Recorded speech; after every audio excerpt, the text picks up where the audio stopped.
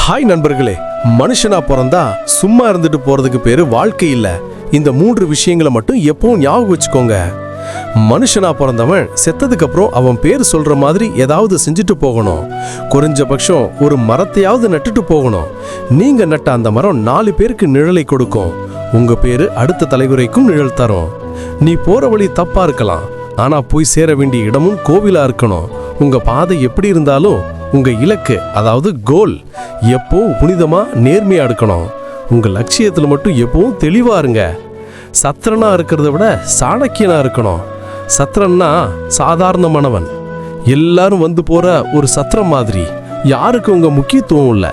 ஆனா சாணக்கியன்னா அறிவுபூர்வமானவனா இருந்தா நீங்க உங்க வாழ்க்கையின் தலைவனா இருப்பீங்க. சாணக்கியனா யோசிங்க, உங்க பின்னாடி இருக்கிற சந்ததிக்கும் பலன் தரும் ஒரு மரத்தை நடுங்க. இந்த தத்துவம் பிடிச்சிருந்தா கமெண்ட்ஸ்ல சாணக்கியன்னு சொல்லுங்க.